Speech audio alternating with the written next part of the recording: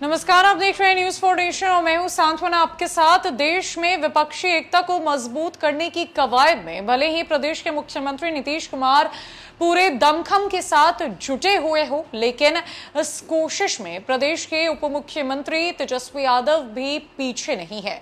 उनकी भूमिका भी कम महत्वपूर्ण नहीं है। जहां एक तरफ नीतीश कुमार दिल्ली से लेकर बंगाल तक में तमाम विपक्ष के नेताओं को गोलबंद करने की तैयारी कर रहे हैं, कई मुलाकातें हुई, मीटिंग हुई, तो वहीं तेजस्वी यादव भी विभिन्न विपक्षी नेताओं के साथ बैठकर बैठकें कर रहे हैं ताकि देश में विपक्षी एकता पूरी तरीके से एकजुट हो सके और बीजेपी को साल 2024 में होने वाले लोकसभा चुनाव में करारा जवाब दिया जा सके। बीजेपी की आमने सामने की टक्कर महागठबंधन से मजबूत हो सके। ऐसे में नीतीश कुमार का साथ तेजस्वी यादव लगातार दे रहे हैं और अब देखने वाली बात यह होगी कि आगे चाचा भतीजे की ये जोड़ी क्या कुछ कमाल दिखाती है।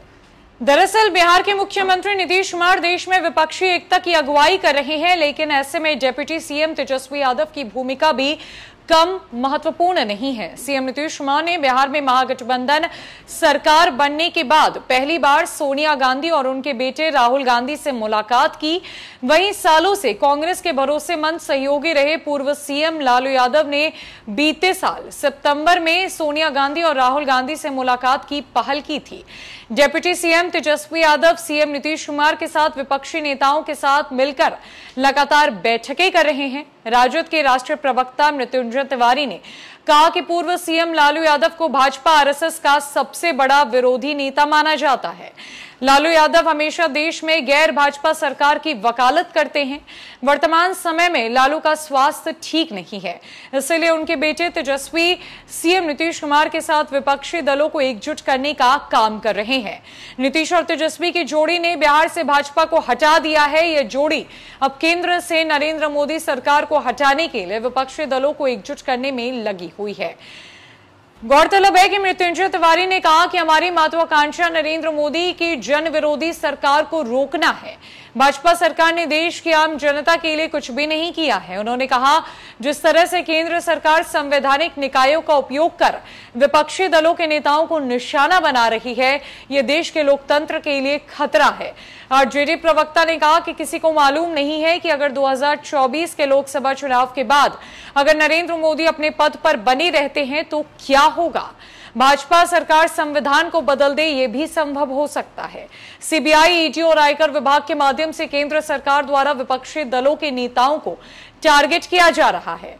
उन्होंने सवाल उठाया कि भाजपा नेताओं पर छापेमारी क्यों नहीं हो रही है। मृत्युंजय तिवारी ने कहा कि बीएस येदियुरप्पा, हिमंत बिस्वा जैसे कई भाजपा नेताओं के खिलाफ भ्रष्टाचार के मामले हैं, लेकिन सीबीआई, ईडी और आयकर विभाग उन पर छापेमारी नहीं करेगा। साफ है कि केंद्र सरकार देश के विपक्षी दलों और नेताओं को नष्ट करना चाहती है।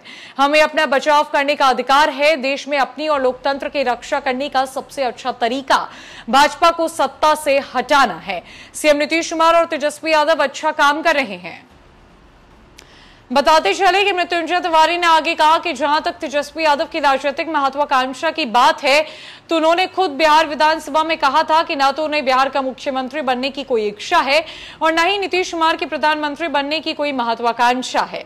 न केवल भाजपा के खिलाफ विपक्षी दलों को एक साथ ला रहे हैं, वहीं तेज प्रताप यादव ने कहा कि तेज तेजस्वी की जोड़ी ने बिहार में भाजपा को रोक रखा है। अब लालू यादव, नीतीश कुमार समेत विपक्षी दलों के अन्य नेता केंद्र से मोदी सरकार को हटाकर ही बात मानेंगे। बिहार में चाचा भतीजे की ये जोड़ी सरकार चला रही है और कई बड़े धमाके होते हुए भी नजर आ रहे हैं। ये धमाके सियासत के बड़े खेल है और अब आगे देखने वाली बात यह होगी कि जो विपक्षी एकता की मुहिम छिड़ चुकी है एक बार फिर से, उस मुहिम में आगे क्या क्या होता है, चाचा भतीजे की ये जोड़ी क्या कमाल कर दिखाती है और भाजपाइयों को इससे कितना नफा नुकसान झेलना पड़ता है। फिलहाल के लिए सब अपडेट्स में इतना ही है। न कई खबरों के लिए बने रही न्यूज फॉर नेशन में। नमस्कार।